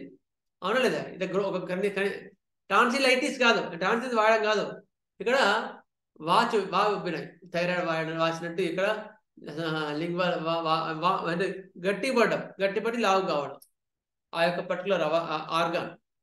ఎందుకు అలా ప్రవర్తించింది మరి అదే బ్యాక్టీరియా ఒకరికేమో ఇన్ఫ్లమేషన్ తీసుకొచ్చింది, ఇంకొకరికేమో గట్టిగా తీసుకొచ్చింది, ఇంకొకరికేమో destroy itself for the well being of the person or individual as a whole. ఇంకోటి ఏంది, డిస్ట్రక్షన్ ఆఫ్ ది టిష్యూ తీసుకొచ్చింది. మీకు ఎగ్జాంపుల్ చెప్తాను. కోవిడ్ వచ్చింది. కోవిడ్ వచ్చిన తర్వాత కొందరికి ఏమో అసలు ఏమి ఇబ్బంది కాలే, కొందరికి ఏంటి అదే ఇంట్లో జలుబు దగ్గుతుమ్ములు వచ్చేసి తగ్గిపోయినాయి. అదే కోవిడ్ బ్యాక్టీరియా కొందరికి ఏమో ఏవి ముక్కులో ఆనెలో అట్లా వచ్చేసి, లేకపోతే లంగ్స్లో లంగ్ పెథాలజీలో చిన్న చిన్న కణుతుల్లాగా వచ్చేసి తగ్గిపోయింది టైం బట్టి. ఇంకొందరికి ఏమైంది, చాలా సీవియర్ ఇన్ఫ్లమేషన్ వచ్చేసింది, చాలా destruction of the sir lungs 70% తగ్గి పాడైపోయింది, లేదా 25% పాడైపోయింది. దాన్ని స్కోర్ అన్నారు. ఐడియా ఉందా? 25 స్కోర్ అంటే 18/25 అంటే లంగ్స్ డిస్ట్రక్షన్ అయిపోయినాయి అంటారు. మరి అదే వైరస్ ఎందుకు అట్లా అయింది? ఎవరైనా చెప్తారా? అందరు కోవిడ్ వైరస్ అందరికి అదే ఇంట్లో ఒక ప్రపంచం మొత్తం అట్లాగే ఉన్నాం, మరి ఒకరు అట్లా అయినారు, ఒకరు ఇట్లా అయినారు, ఎందుకు? Miasm sir, miasm. Disease resistant power లో తేడా ఉంది sir, body to body. Miasm sir, genetical లెవెల్లో మయాజం. సైకోటిక్ వాళ్ళకు ఆనెల్ అవ్వడము, డిస్ట్రక్షన్ ఏమో సిఫిలిటిక్ వాళ్ళకు. ఎవరికి ఏ ప్రాబ్లము వీక్ గా ఉందో, ఏ పార్ట్ వీక్ గా ఉందో అది అర్థమైందా? అట్లా ఎందుకు రెస్పాన్స్ వచ్చింది అని మనం ఎప్పుడైతే ఆలోచించగలిగినామో అప్పుడు then we can consider or we can think of the ఇంకొంచెం బాగా అర్థం చేసుకోగలుగుతాం. అప్పుడు ట్రీట్మెంట్లో మన సత్తా ఇంప్రూవ్ అవుతుంది. గుర్తుపెట్టుకో. ఎందుకు అట్లా ఇన్ఫ్లమేషన్ వచ్చిన వాళ్ళు సోరా అన్నాడు అంతే, పేరు ఏదైనా పెట్టుకో నీ ఇష్టం. ఆనెలు అట్లా కంతులు లేదా గట్టిగా గ్రోత్ పెట్టిన వాళ్ళని ఏదో పేరు పెట్టాలి కనుక సైకోసిస్ అని పెట్టినాడు మన హనుమాన్ గారు. డిస్ట్రక్షన్ ఆఫ్ లంగ్ టిష్యూ వచ్చింది. వాళ్ళు సిఫిలిక్ మయాజం ఉండే వాళ్ళు ప్రామినెంట్ గా, వాళ్ళు పట్టప్పుడు పోయినారు. ఒక ఆయన ఉన్నాడు, అసలు కోవిడ్ జలుబు లేదు, దగ్గు లేదు. ముందు రోజు లైట్ గా జలుబు దగ్గు వచ్చింది. తర్వాత ఉదయం మొదటి రోజు ఉదయం బాగానే లేచినాడు, స్నానం చేసినాడు, వర్క్ ఎలక్షన్ కానీ డబ్బులకు పోయినాడు, బిజినెస్ మ్యాన్. అక్కడ టక్కున కొలాప్స్ అయిపోయినాడు, టక్కున కోమాలకు వెళ్ళిపోయినాడు. హాస్పిటల్ తీసుకుపోతే అయిపోయిందమ్మా, చాలా డేంజరస్ కండిషన్ లో ఉన్నాడు. అప్పటికే సెకండ్ డేనే డేంజరస్ కండిషన్ లో ఉన్నాడు. హాస్పిటల్ తీసుకుపోతే 1 వీక్ ఉన్నాడు, టక్కున కొలాప్స్. ఎందుకు మరి? అదే కోవిడ్ వచ్చిన వాళ్ళు ఎంతమంది ఊరికి జలుబు దగ్గులు వచ్చాయి. మళ్ళీ ఆయన భార్య ఉంది, ఆయన భార్య ఆయనతో పాటే ఉంది. హాస్పిటల్ కూడా ఆయనతో పాటే ఉంది. కోవిడ్ వార్డులోనే ఆమె కూడా ఉంది. ఆయన పట్టుకుంది, ఆయన సకల అన్ని చేసింది, ఆమెకేం కాలేదు. అయిన తర్వాత వాళ్ళ మరిది అంటే ఆ పేషెంట్ వాళ్ళ తమ్ముడు ఆయన పట్టుకున్నాడు, ఆయన్ని కింద పడుతుండే. ఆయనకి మళ్ళీ తర్వాత 10 రోజులకి మళ్ళీ ఆయన కూడా సేమ్, ఆయన కూడా టకటక రాయపడిగా ఆయనకి అటాక్ అయింది. 3-4 days లో విపరీతంగా ఆయాసం వచ్చేసింది. ఆయన ఒక 1 వీక్ మళ్ళీ ఈమెనే ఆయన కూడా సర్వీస్ చేసింది. ఆ వదిలినే ఆయన కూడా సర్వీస్ చేసింది మొత్తం అన్నింటికి. ఎందుకో ఇంకోరు వస్తే మళ్ళీ కష్టం అని ఆయన కూడా పాస్ అయ్యాయి. అన్న చనిపోయినాడు, తమ్ముడు చనిపోయినాడు. ఆమె ఏం కాలేదు. మళ్ళీ ఆమె అందరితో పాటుగా ఉంది. మరి ఏం చెప్తారు దీనికి సైన్స్?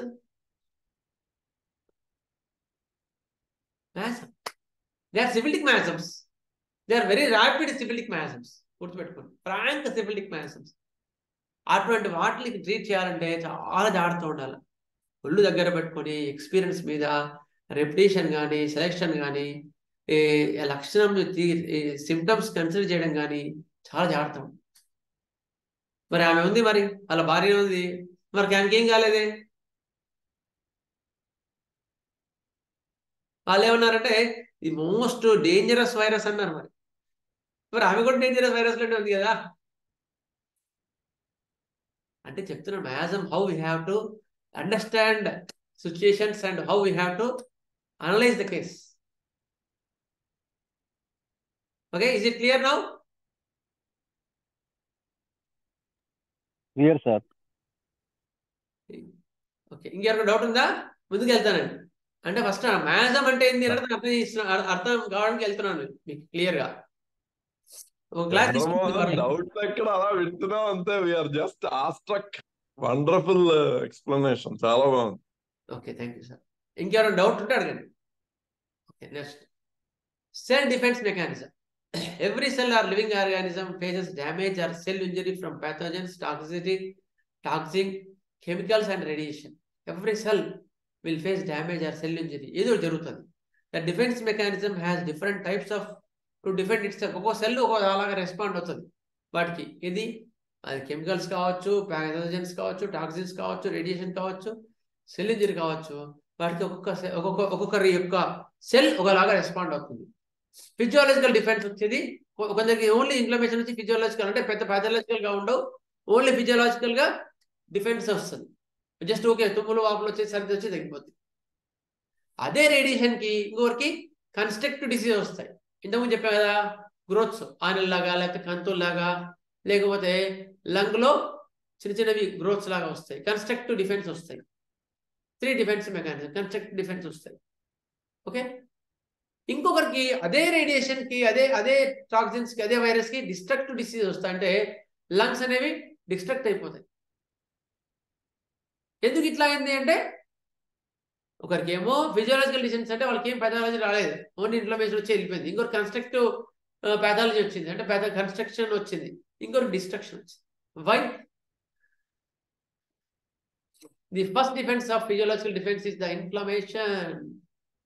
ఫస్ట్ ఇన్ఫ్లమేషన్ అంట, first type of defence mechanism. ఇవి శరీరము చేసే ప్రతిక్రియ, గుర్తుపెట్టుకోండి. ఇన్ఫ్లమేషన్ కానీ ఇవన్నీ కూడా శరీరం చేసే ప్రతిక్రియ.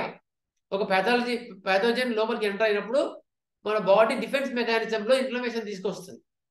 దాన్నే మన ఇన్ఫ్లమేషన్ యొక్క 3 పాయింట్స్ అంటాం. కాలర్, రబ్బర్, డాలర్. అంటే హీట్, రెడ్నెస్ అండ్ బర్నింగ్.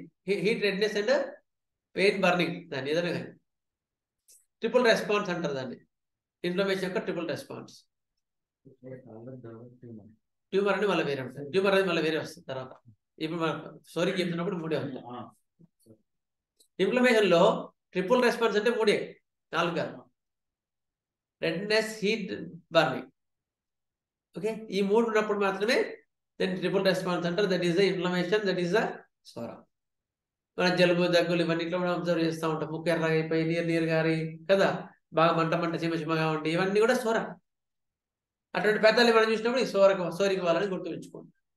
అదే జలుబు అయ్యి ఒకరికేమో ముక్కంతా పుండు అయిపోతుంది. అర్థమైందా? వాళ్ళు పుండు కాదు, సారీ, ఫస్ట్ ఏమో జలుబు తుమ్ములు ఉండేసి ఎర్రగా అయిపోతుంది, మళ్ళీ తగ్గిపోతుంది. వాళ్ళు ఇన్ఫ్లమేషన్ సోరా అని లెక్క. Okay. Next, the second defense is a constructive growth of the thickening of the pathologies like polyps, warts, cysts, etc. ఇది 2వ టైప్ ఆఫ్ డిస్ట్రక్షన్. అదే జలుబు అయింది ఇంకోటి కూడా, కానీ జలుబు బాగానే ముక్కు బిగ్గర అయిపోయింది. ముక్కు బిగ్గరై, ఎందుకు ముక్కు బిగ్గర అయిందంటే ఇక్కడ ముక్కుదులం క్రాస్ అయింది సార్ అంటాడు. లేకపోతే అడినాయిడ్స్ ఏర్పడ్డాయి సార్ అంటే చిన్న చిన్న టార్చ్ లైట్ చూస్తే ముక్కుల లోపల కండ పెరిగిందంట, అడినాయిడ్స్ ఏర్పడతాయి. ఎందుకు ఏర్పడతాయి వీడికి? అదే జలుబు వాడికి ఏమో జలుబు తుమ్ముడు వచ్చింది, వీడికేమో అడినాయిడ్స్ ఎందుకు ఏర్పడ్డాయి? ఎందుకంటే ఈజ్ ద సైకోటిక్ పర్సన్. అందుకని అదే వాడికి ఈ defence mechanism works as a constructive pathology ఏర్పరిచింది. వాడికి అదే ప్యాథోజన్ అదే వైరస్ ఎంటర్ అయినప్పుడు వీళ్ళ లోపల కన్స్ట్రక్టివ్ పెథాలజీస్ ఏర్పడ్డాయి. డిఫెన్స్ మెకానిజం కన్స్ట్రక్టివ్ పెథాలజీ ఏర్పడ్డాయి. వాటిని అడినాయిడ్స్ అంటారు, పాలిప్స్ అంటారు, వాట్స్ అంటారు. ఇవన్నీ కూడా కన్సిడర్ చేస్తూ అప్పుడు మాకు అర్థమవుతుంది. సో ఈజ్ సైకోటిక్ పర్సన్ అని అర్థమవుతుంది. అయిన తర్వాత third defence is the destructive defences. When the cell finds it is difficult to counter the effect, it decides to defend to save the whole body from the attack on the soul. It depends to save the whole organism by destroying a part of it. The defense mechanism, third defense mechanism ఏంటి అంటే అదే pathology, అదే organism వీగు జలుబైన తర్వాత ulcer ఏర్పడుతుంది. Ulcer ఏర్పడి ఆ వాళ్ళంతా మొత్తం దెబ్బతింటది.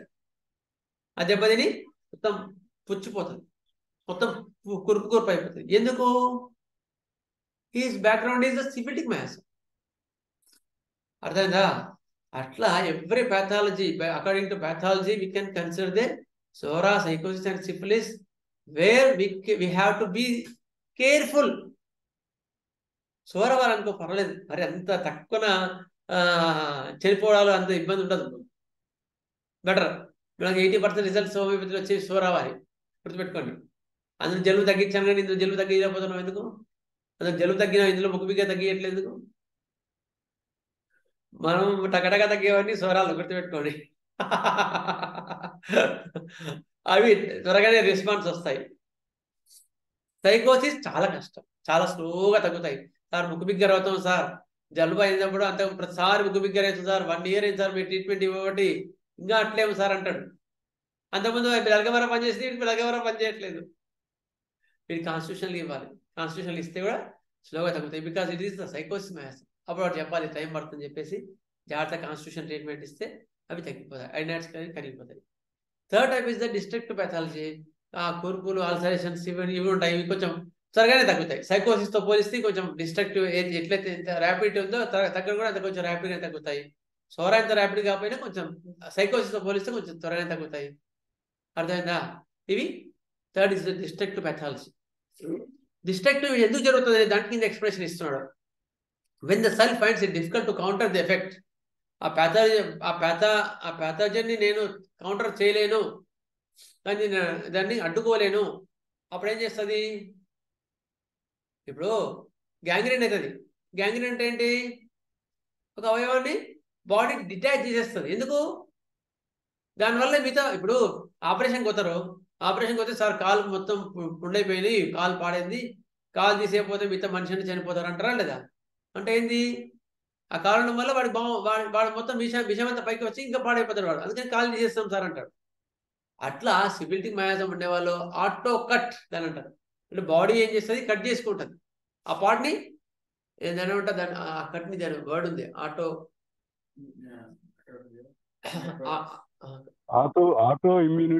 Auto immune disorder.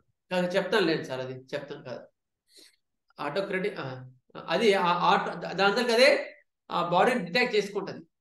డిటాచ్ చేసుకొని వాడిని సేవ్ చేస్తుంది. ఆటో లేసేది కరెక్ట్. ఇంకోటి కూడా ఉంది, రెండు ఉండేది వాటి.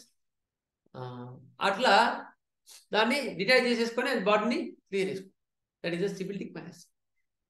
That is the response of the person to the same pathogen. ఓకేనా? నెక్స్ట్ ఇప్పుడు అర్థమైందా మయాజం అంటే? ఇప్పుడు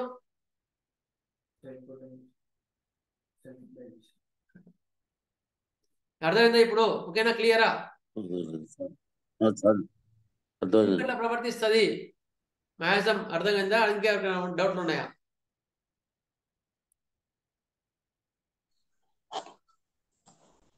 అర్థం కాలేదనే ఇంకొకసారి క్లారిటీ ఉంటుంది. దేని మీద క్లారిటీ ఇవ్వాలి?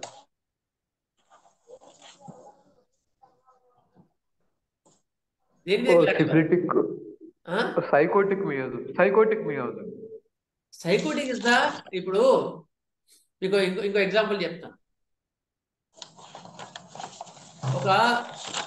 ఒక శత్రువు వచ్చాడనుకో, ఫస్ట్ ఏం చేస్తాం?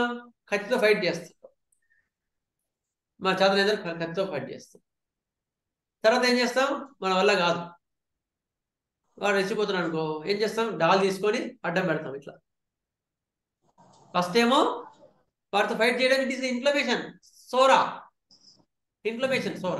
అయితే ఎట్లా ఏం చేస్తాం?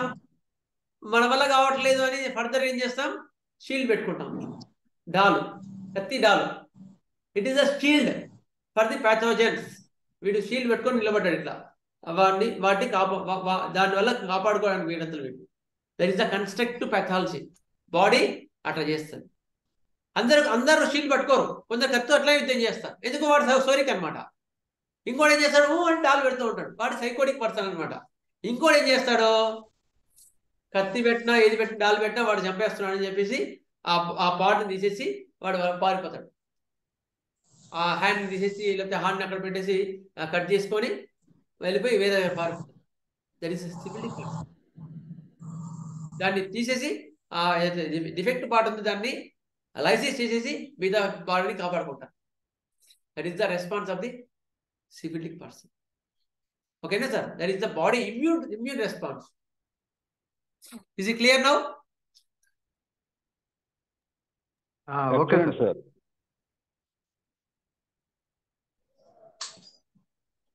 ఇప్పుడు మీకు మయాసమ్స్ ఎట్లా అంటే, మయాసమ్స్ అంటే ఏంటి ఇప్పుడు చెప్తా. First defensive mechanism is the inflammation. ఇప్పుడు ఇంట్రడక్షన్ చేసి వదిలేస్తాను, నెక్స్ట్ క్లాస్ లో మళ్ళీ ఒక్కొక్క మయాసం క్లియర్ తీసుకుంటాం. First defensive mechanism is the inflammation. Inflammation is the Sora. Physical defence లో ఇన్ఫ్లమేషన్, ఇరిటేషన్, ఇంక్రీజ్ సెన్సిటివిటీ ఉంటాయి. మెంటల్, యాంగ్జైటీ, హైపర్ సెన్సిటివిటీ ఇవన్నీ కూడా సోరా. ఫస్ట్ గ్రీన్ గా కనిపించింది మీకు, అది సోరా. రెండోది గ్రోత్స్ ఉంటాయి. రెండో immune response. Second defensive mechanism is the growth ఉంటాయి. ఇది పెద్ద ఎక్కువ, ఇది ఎక్కువ డీప్ గా పోకండి, ఎక్సెస్ లెస్ ఇవన్నీ ఎక్కువ పోకండి, ఊరికి వినండి. గ్రోత్స్, ఎదుగుదలలు ఎక్కడ ఉన్నా ఏదన్నా అక్యుములేషన్ ఇవన్నీ కూడా సైకోసిస్ కిందకి వస్తాయి. అంతవరకు మీరు మైండ్లో పెట్టుకోండి.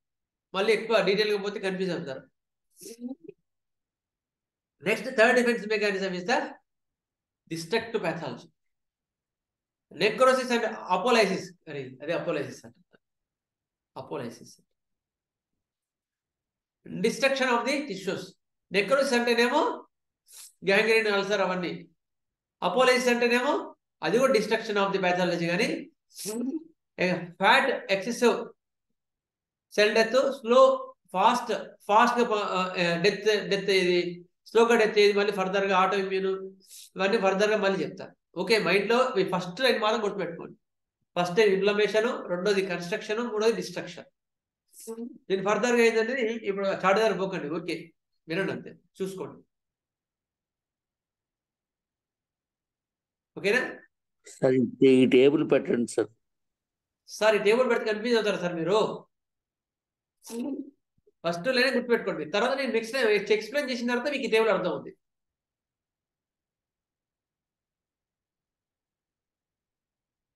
సార్ డాక్టర్ గారు గ్రోత్ అన్నారు, ఎక్యుములేషన్ ఏంటి?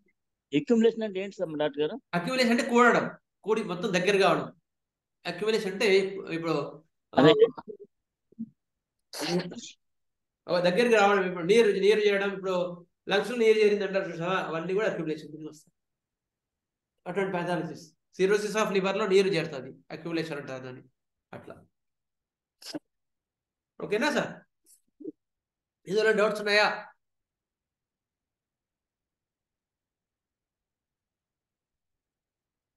ఇంకో 4 మినిట్స్ ఉంది. డౌట్ ఉంటే అడగండి సార్. మనకి హనుమాన్ గారు చెప్పిన దాంట్లో ఎక్కువ శాతం 90% పైన సోరాకు సంబంధించినవే అంటాడు. కానీ నిజ జీవితంలో మనం చూస్తే పేషెంట్స్ లో ఎక్కువగా ఇవి సైకోటిక్, సిఫిలిటిక్ చూస్తున్నాం సార్. ఏంటి వేరియేషన్? వేరియేషన్ లో ఏమైందంటే ఫస్ట్ సోరా ఎక్కువ ఉండేది, మన లైఫ్ స్టైల్ మార్చుకున్నాం, ఏవి రెడీమేడ్ ఫుడ్స్ తింటున్నాం, మందులు ఇచ్చే మందులే తింటున్నాం. అయిన తర్వాత ప్రతి ఒక్క పాథాలజీని ఏం చేస్తున్నాం, జ్వరం వస్తే జ్వరాన్ని అడిచిపెడుతున్నాం, పాథాలజీ లోపల ఉండిపోయింది. అయిన తర్వాత ఏది వస్తే దానికి టెంపరీగా ప్యాలేషన్ చేసుకుంటూ పోయేవారికి నెక్స్ట్ జనరేషన్కి వచ్చేవారికి సైకోటిక్స్ పెరిగిపోయాయి. సోరా వాళ్ళు తగ్గి సైకోటిక్స్ పెరిగినారు. అయిన తర్వాత వీళ్ళు అట్లాగే ప్రతి ఒక్క దానికి మందులు వేసి దాన్ని అణిచిపెట్టి సెకండ్ జనరేషన్కి వచ్చేవారికి పుట్టంగానే షుగర్స్ వస్తున్నాయి, పుట్టంగానే థైరాయిడ్. ఎందుకు? సిఫిలిటిక్ మ్యాసంకి వెళ్ళిపోతున్నాయి. రాను generation. Destruction of the pancreas, destruction of the thyroid. ఎందుకు? అట్లా అణిచిపెట్టి ఒక జనరేషన్ నుంచి ఇంకో జనరేషన్ మ్యాసం కార్య అయి సిఫిలిటిక్ పర్సన్స్కి వెళ్ళిపోతున్నారు. ఆ నెక్స్ట్ జనరేషన్ వాళ్ళు చాలా సఫర్ అవుతుంటారు. సార్ ఆలోచన విధానం కూడా మారిపోయింది కదా సార్. అదే మానవుడి ఆలోచన విధానం అప్పటికి ఇప్పటికి మెంటల్ సెట్ లో కూడా ఇప్పుడు జాయింట్ ఫ్యామిలీస్ ఉన్నప్పుడు ఎన్ని కష్టాలు వచ్చినా సరే అన్నారు. ఇప్పుడు ఎవడికి వాడు పోయి ఓన్ బ్రదర్ ఇబ్బంది పడుతున్నా పట్టించుకోవటం వల్ల కల్చర్ ఇన్నిట్లో మయాజమ్స్ అట్లా అవి కూడా దోహదం చేస్తాయి సార్. అట్లా మనం ఇంకోటి ఏంటంటే అలోపతిక్ మెడికేషన్స్, అలోపతి అనట్లేదు, suppression, whatever the suppression, even you do suppression with homeopathy remedies also it is suppression. గుర్తుపెట్టుకోండి. అందుకని ఒళ్ళు దగ్గర పెట్టుకొని జాగ్రత్త చేయండి. Treat the person, be careful, అది నా ఉద్దేశం. అంతేగాని మేము భయపెట్టిన ఉద్దేశం కాదు. కొంచెం జాగ్రత్తగా కేసు ఎక్కడ వెళ్తుందో జాగ్రత్తగా చూసుకొని, అంటే ఫస్ట్ తప్పుడు అడుగు వేయచ్చు, తప్పులేదు. తర్వాత తప్పుడు అడుగు కరెక్ట్ చేసుకోవాలి. చిన్నపిల్లడు ఫస్ట్ నడక స్టార్ట్ చేసినప్పుడు ఏం చేస్తాడు, తప్పుడు అడుగు లేస్తాడు. అప్పుడు కరెక్ట్ ఏమంటే తప్పు, అట్లా చేయలేము కదా. అట్లా మనం కూడా ట్రీట్మెంట్ స్టార్ట్ చేసినప్పుడు కొన్ని తప్పడుగులు చాలా వేస్తుంటాం. తర్వాత వాటిని కరెక్ట్ చేసుకొని కరెక్ట్ అడుగులు వేసి ఇంకొంచెం ముందుకు పోవాలి ఎవ్వరమైనా. అట్లా నెక్స్ట్ జనరేషన్ పెరిగే కొద్దీ ఎస్పెషల్లీ సపరేషన్స్ లైఫ్ స్టైల్, ఈ ఫ్రిడ్జ్రైజ్డ్ ఫుడ్. ఈకే గారు చెప్తారన్నమాట, అరే నీ కొడుకుని సార్ ఆయన వచ్చి సార్ కూరగాయలు అవన్నీ ఫ్రిడ్జ్లో పెడితే బాగుంటాయి కదా సార్ అన్నాడు. ఫ్రెష్గా ఉంటాయి కదా సార్ అన్నాడు. ఈ కొడుకు రాత్రి ఫ్రిడ్జ్లో పెట్ట పొద్దున్న అయితే పెద్ద ఫ్రెష్ ఉంటాడు చూద్దాం అన్నాడు. ఎందుకు ఫ్రెష్గా ఉంటాడు మరి? ఒక జీవం ఉన్నదని ఫ్రిడ్జ్లో పెడితే నెక్స్ట్ డే ఏమవుతుంది చెప్పండి? నెక్స్ట్ డే ఏమవుతుంది? చచ్చిపోతాయి. చూడడానికి ఫ్రెష్గా ఉంటాడు కదా.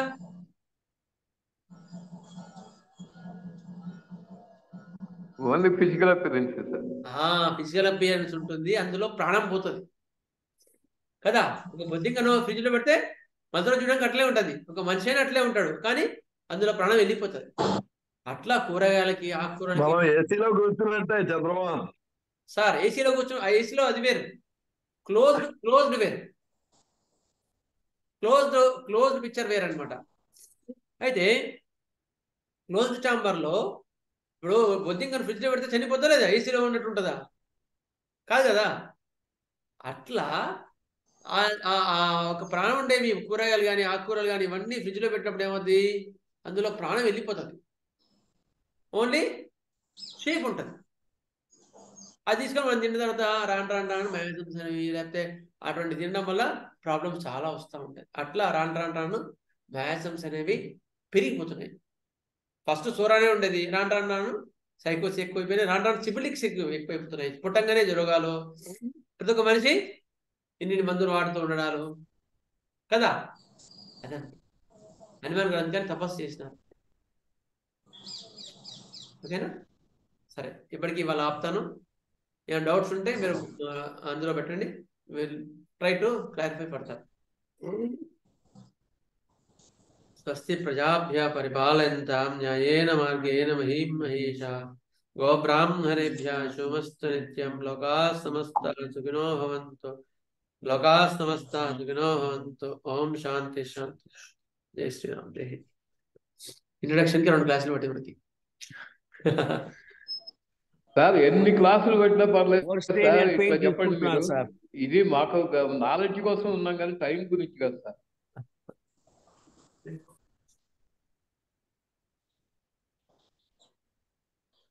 ఇన్ని రకాల అనాలిసిస్ లో చెప్తున్నారంటే చాలా గ్రేట్ రీసెర్చ్.